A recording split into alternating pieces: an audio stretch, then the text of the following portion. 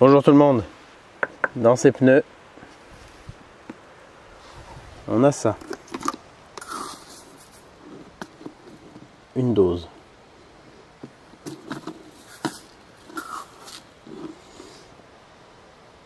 Et je vais donc vous faire mon premier retour sur l'équilibrage de roues avec des billes d'équilibrage. C'est pas la première solution d'équilibrage dynamique que je teste. La première était une sorte de sable, de poudre, que j'ai utilisé dans les pneus du Ranger. Cela. Mais j'ai pas assez roulé avec et surtout pas assez à haute vitesse pour savoir comment ça se comporte. J'ai pas beaucoup de doutes, je pense que ça va aller très bien, mais je peux pas encore en faire un vrai retour. Alors que là maintenant, je peux déjà vous dire 2-3 trucs. Donc rien de plus simple, quand vous montez votre pneu, avant de le gonfler, vous mettez une dose correspondante à la dimension de votre véhicule dedans. Il y a une appli pour, avec cette marque, ce produit. Ce sont des billes en verre trempé. Elles sont quasi inusables. Elles peuvent être réutilisées. Quand on démonte le pneu, on récupère les billes et on les utilise pour un prochain montage. Elles ne s'agglomèrent pas, même s'il devait y avoir de l'humidité dans le pneu. C'est juste du verre, donc c'est pas nocif pour l'environnement tout ça, si vous êtes sensible à ça comme moi. Donc c'est un produit qui me paraissait très intéressant. Et avant de parler de ça, je vais juste faire un mini retour aussi sur la jante que j'avais repeinte. Donc elle a tenu le coup sur ces premiers 1600 km, à part toujours cet éclat que j'ai fait au montage. Mais voilà, ça c'est l'aventure des monteurs de pneus amateurs. Bon, pour l'instant ça va. Les pneus, j'ai roulé quasiment que sur des routes sèches et très chaudes. Donc retour sur la pluie pour l'instant, je peux pas en faire, mais ils m'ont fait aucun phénomène bizarre. Ils se sont très bien comportés, donc voilà. Pour l'instant, ces pneus premier prix me conviennent très bien. Je pense qu'ils iront très bien comme ceux de derrière, qui ne sont pas de la même marque, des Landsail LS588 UHP, qui pour le moment vont aussi très bien. Et eux par contre, je les ai conduits dans toutes les conditions, à part neige bien sûr, et RAS. Alors ces billes, elles ont quand même deux inconvénients. Un inconvénient majeur, mais que l'on rencontrera peut-être pas, c'est si on renverse le bac. Je vous laisse regarder le bordel que c'est.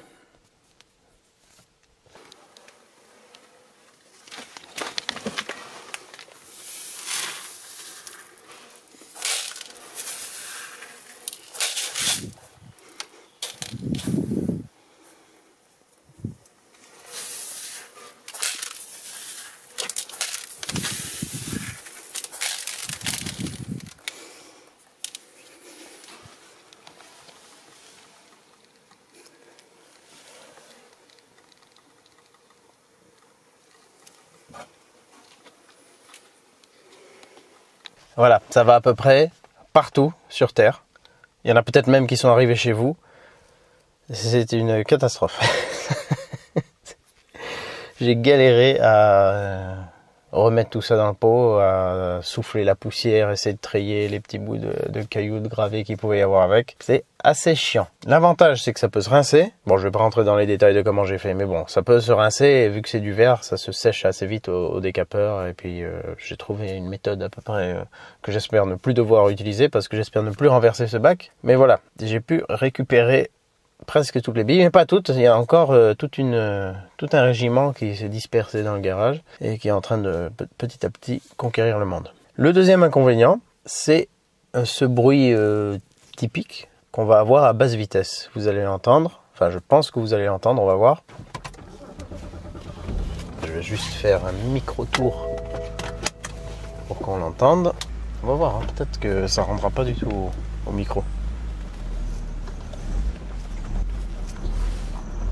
Le couinement, ça c'est courroie d'accessoires ont égalé, ça n'a rien à voir. Alors, on va voir. J'essaie de garder la vitesse. Vous l'entendez ?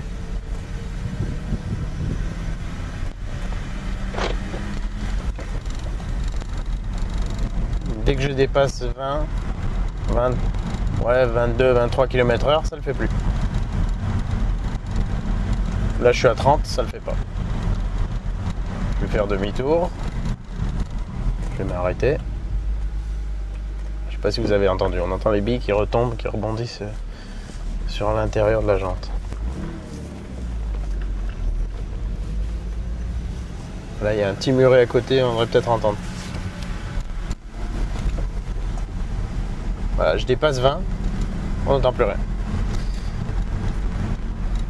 Et j'ai pas essayé fenêtre fermée.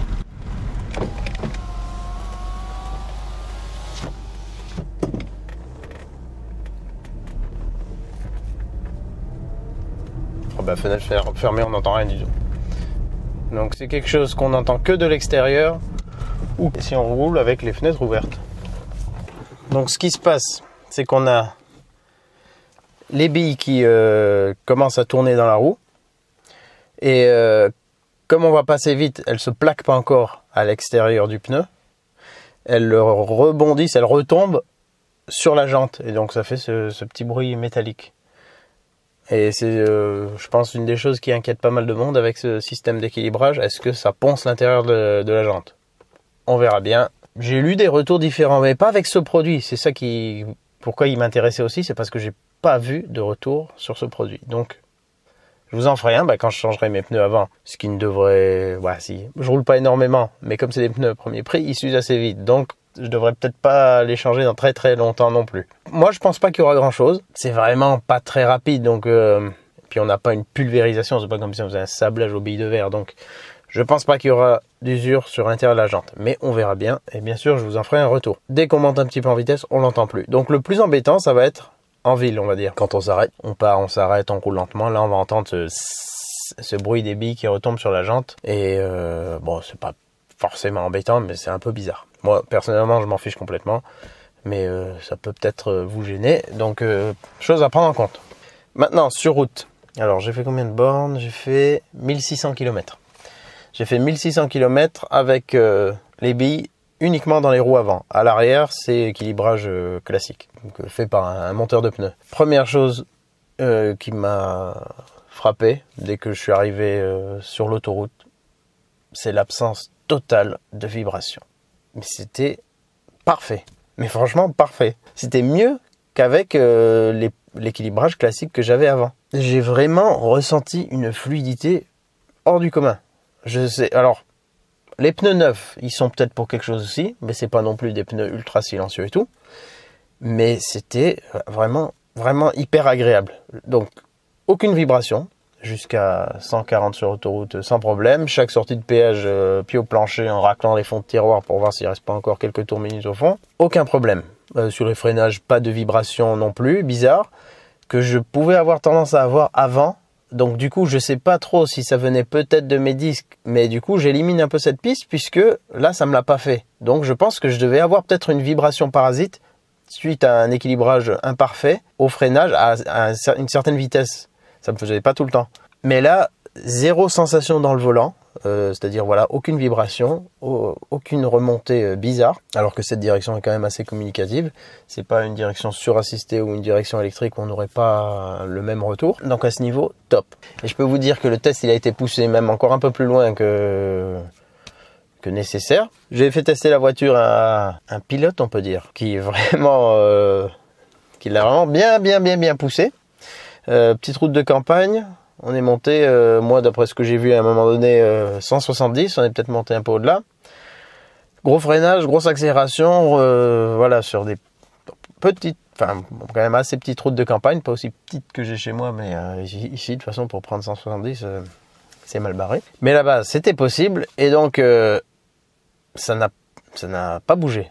Donc déjà bon point pour les pneus, ils tiennent le coup même si on les pousse sur des petites routes. Le pilote en question... il n'a pas fait son timide, il a roulé plus fort que moi, j'ai jamais roulé avec cette voiture, en 11 ans, 12 ans que je l'ai, voilà. Donc ça, c'était un point très positif. Et c'était intéressant, petite parenthèse, on l'a comparé, on a fait deux petites virées d'affilée avec son véhicule, qui est une 208 GTI BPS, donc la version 208 chevaux. Ce qui est marrant, c'est que sur les fiches techniques, en termes de performance, ce sont quasiment les mêmes. Genre rapport poids-puissance et 0 à 100 départ arrêté. On est sur la même base. Par contre, rien à voir en termes de comportement. Là, c'est vraiment la berline beaucoup plus lourde, avec plus de puissance, mais plus feutrée. Et puis la 208, c'est vraiment un kart, quoi. Elle est posée au sol, une direction je trouve très assistée par rapport à la BM, mais quand même très très précise. Pas en mode surassisté comme Micra K12, on tourne avec un doigt, mais on n'a pas trop de remontée de ce qui se passe sur la route. Donc là, direction très assistée, mais très précise. Et franchement, c'était très intéressant de comparer ces deux voitures. Voilà, parenthèse terminée, mais c'était pour dire dans quel contexte on avait un peu poussé les machines. Donc mais franchement, je n'ai aucune critique à faire sur cet équilibrage avec les billes. Et sur le retour, pareil, sur l'autoroute, vitesse stabilisée, peu importe. Mais zéro vibration. C'était, je sais pas, d'une fluidité, d'une souplesse que j'ai l'impression d'avoir pas ressenti avant.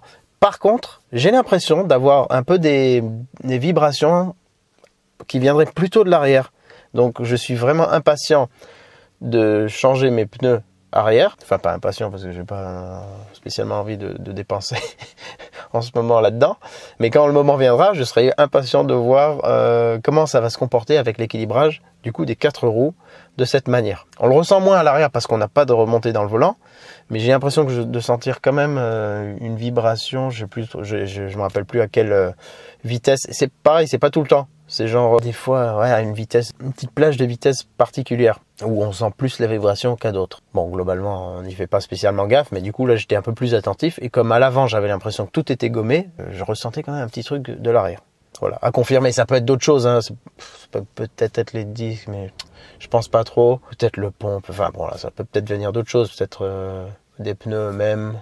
Bon, en tout cas, voilà, ce qui est génial avec cet équilibrage avec des billes ou de la poudre ou enfin dynamique, c'est que même si on prend une vis, même si on prend un coup dans la jante qui viendrait à modifier même légèrement la répartition des masses, et ben les billes, elles s'en fichent royalement. Elles vont s'équilibrer par rapport au poids qu'il y aura dans le pneu, dans la jante. Donc elles iront forcément se mettre à l'opposé du point lourd. Et finalement, on aura toujours un équilibrage parfait. Donc dans les deux sens, on va dire de haut en bas, enfin de points opposés sur la verticalité de la roue, mais aussi latéralement. Parce que les déséquilibres, on peut les avoir, bien sûr, sur toute la largeur de la roue. Et l'équilibrage avec les plombs, si on prend le temps, on peut assez bien placer les plombs, mais je pense pas que les gens se donnent toujours de la peine. Moi, à chaque fois que j'ai vu faire ça, ça allait assez vite et j'ai l'impression que c'était pas non plus hyper soigné. Voilà, celui qui voudrait vraiment le faire parfaitement, je pense qu'il pourrait, mais peut-être qu'il se retrouve aussi avec une constellation de plombs à l'intérieur de la jante pour avoir un truc nickel. Là, du coup, esthétiquement, on se passe complètement de plomb, même sur des jantes alu, on les voit pas trop à l'intérieur, on peut quand même des fois les voir, puis c'est souvent là où la saleté s'accumule. Donc là, fini les plombs. Sur jante en tôle, ben pareil, on les voit encore moins, même si l'esthétique est pas top, mais bon, sur le Ranger par exemple, bon, je les ai juste peints en genre anthracite. Ben, je suis content si on voit pas le plomb, ça fait un peu plus sympa. Et puis, équilibrage permanent, peu importe l'usure, même s'il y a un bout de gomme qui saute, voilà. Pour des 4x4, ça serait plus encore pertinent, mais moi j'ai testé sur berline, parce que c'est là où on a le moins de retour. Moi j'ai du mal à trouver des infos à ce niveau, hein. Sur poids lourd, sur 4x4, tout ça on peut trouver, mais sur berline, quand même assez sportive, voilà, grosse routière puissante, sur long trajet, voilà, moi je peux vous dire, allez-y, c'est génial. Maintenant, je garde une réserve sur l'état intérieur de la jante. Le pneu, je me fais pas trop de soucis, c'est du caoutchouc, ça va pas se faire user par des billes de verre. Surtout qu'une fois que c'est en mouvement, c'est plaqué et ça va, si ça doit s'équilibrer, ça va faire des mouvements pas brutaux, quoi. Ça va se mettre en place, mais il n'y a pas de raison que ça bouge beaucoup. Une fois que la roue tourne, normalement, ça devrait pas bouger beaucoup. C'est juste quand on ralentit et que les billes retombent sur la jante qu'on l'entend. Là, je serais très curieux de voir ce que ça va donner. Et à ce moment-là, je pourrais vous dire, ok, méfiez-vous de ça, ou au contraire, ça n'a rien fait du tout. Mais sur la route, je suis hyper satisfait et ça me rassure à fond parce que maintenant, je sais que je vais pouvoir monter sereinement tous les pneus moi-même. L'équilibrage, c'est réglé parce que c'était le facteur limitant du montage de pneus soi-même. Soit on utilise une technique d'équilibrage qu'on trouve en complément du démont de pneus manuel, donc c'est un équilibrage approximatif. Certains y arrivent bien, d'autres n'y arrivent pas du tout. J'ai vu aussi tous les retours là-dessus. Soit on doit acheter une équilibreuse, soit on doit amener les pneus à faire équilibrer quelque part. C'est le truc où on peut se dire, ouais, à quoi bon les monter chez soi si après on peut pas avoir un bon équilibrage. Donc maintenant avec ça, pour moi, je suis super content. L'histoire est réglée. Si vous avez des retours, n'hésitez pas à m'en faire aussi. Je vous mets le lien vers ce produit dans la description.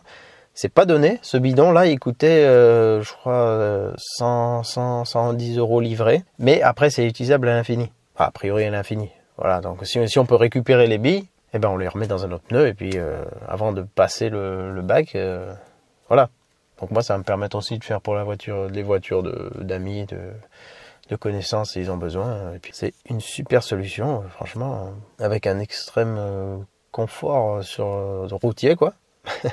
Ça, franchement, j'étais bluffé. Et voilà, que ce soit dans des virages en appui, en conduite rapide et tout, vraiment, rien à dire. Au top. N'hésitez pas à me faire des retours si vous avez testé ce produit. Sur quel type de véhicule aussi. Dites-moi si c'est sur du poids lourd ou sur de la 2 chevaux. Apparemment, on peut aussi le mettre dans des roues de vélo.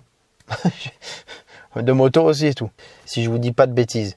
Après, roue de vélo, je m'y connais pas du tout assez. J'ai jamais fait de vélo de manière suffisamment poussée pour me dire, tiens, il faudrait que j'équilibre ma roue de vélo. Donc ça, j'en sais rien. Moto, ben, je sais pas non plus. Ça peut être peut-être intéressant. Mais a priori, ce produit est compatible pour ça. Et voilà, n'hésitez pas à me dire si vous avez utilisé d'autres produits aussi. Qu'est-ce que vous en avez pensé? Qu'est-ce que ça a donné quand vous avez enlevé le pneu à l'intérieur de la roue? Et puis le seul bémol, voilà, c'est qu'on peut pas utiliser de bombe anti-crevaison. Parce que là, contrairement à de l'humidité qui va pas agglomérer les billes en verre trempé, les bombes anti-crevaison, c'est comme une matière élastique. D'abord, ça fait une mousse, et après, ça fait une espèce de matière un peu collante. C'est le but, hein, puisque on veut que cette matière fuit par le trou, par la crevaison, et plus elle sort du pneu, plus elle bouche le pneu, et puis ça le répare. Donc ça, c'est des produits que j'ai aussi trouvé très efficaces. Quand j'ai eu des crevaisons, j'en ai utilisé plusieurs fois et ça a bien réglé le truc, tant que c'est pas sur le flanc, tant que c'est pas une crevaison énorme. Mais là, du coup, on peut pas l'utiliser avec des billes. Donc par exemple, moi qui n'ai pas de roue de secours dans cette voiture, parce qu'il n'y avait pas d'emplacement pour, même pas une galette, rien. L'option, du coup, j'avais des bombes de crevaison, anti-crevaison. Les bombes de crevaison, c'est différent. C'est une bombe où on a des clous dedans et on tire dessus, puis ça fait des crevaisons dans les pneus. Donc là, bombe anti-crevaison, ça va plus me servir à grand chose. Parce que là, je pense que si on la met, ça risque d'agglomérer les billes et ça risque de faire... ça pourrait être peut-être intéressant à tester, voir ce que ça donne. Mais bon, on va dire j'ai pas assez de temps libre pour m'amuser à ça pour le moment. Donc en cas de crevaison, système classique, garage, pneu neuf et puis voilà. Hein. Voilà pour mon retour à ce sujet. J'espère pouvoir faire aussi dès que possible. Le Ranger, le problème, pourquoi je peux pas rouler avec, c'est bon, parce qu'il n'a pas le contrôle technique, mais parce que je dois changer toutes les conduites rigides de frein, parce qu'elles sont bien attaquées et ça risque de péter un peu à tout moment. Voilà pourquoi je roule pas avec en ce moment. C'est une bonne raison, non? Dès que j'aurai changé ça, je pourrai faire un peu plus de route. Même s'il fait un bruit de pont atroce, en mode on a l'impression qu'on a une mobilette dans la benne. Et plus on va vite, plus elle va vite aussi. Je sais pas si je m'en rendrai compte quand même sur les vibrations. Je verrai tout de suite si ça vibre ou pas. Là-dedans, c'était de l'espèce de sable d'équilibrage, la poudre d'équilibrage de la marque Easy Balance. Voilà, je suis très curieux de voir ce que ça donne aussi. Je crois que c'est beaucoup plus courant ce produit que celui que j'ai utilisé ce coup-ci. Mais une fois de plus, là vraiment, je suis super content. Pour le moment, après 1600 km. Voilà, ça reste pas très gros comme test, mais c'est pas non plus comme si j'avais fait 100 bornes et je vous disais ouais c'est génial, au bout de 100 km j'ai aucun problème. Là vraiment, dans toutes les conditions, toutes les vitesses, très basse vitesse, quand même assez haute vitesse sur tout type de route, c'était sans reproche. Ça peut peut-être vous aider à vous lancer pour le montage de pneus maison. J'ai vu aussi que c'est très difficile au début, beaucoup de souffrance psychologique et physique. Et puis au bout de quelques pneus, quand on a compris quelques grosses erreurs à ne pas faire, que j'ai bien sûr commises, bien sûr, et bien après, c'est beaucoup plus simple. Donc ça peut peut-être vous intéresser, si vous avez un peu des pneus à changer fréquemment, ou si vous voulez faire une économie à ce niveau, parce que quand même, selon où on est, on peut avoir des prix qui sont franchement du simple au double pour le montage de pneus. Et moi, je suis dans une situation où là, ça me coûte quand même assez cher si je devais aller les faire monter, donc je suis très content de pouvoir le faire moi-même, de A à Z, avec un équilibrage, certes pas classique, mais qui fonctionne parfaitement. Voilà. Allez, cette fois je vous laisse. À très bientôt. Hâte de vous lire en commentaire. Et puis si j'ai des retours à vous faire, qu'ils soient positifs ou négatifs, je vous les ferai sans réserve. Au revoir. Qu'est-ce que c'est ça encore, plaquette de frein? Faire remplacer par service BMW. Ils me connaissent pas eux.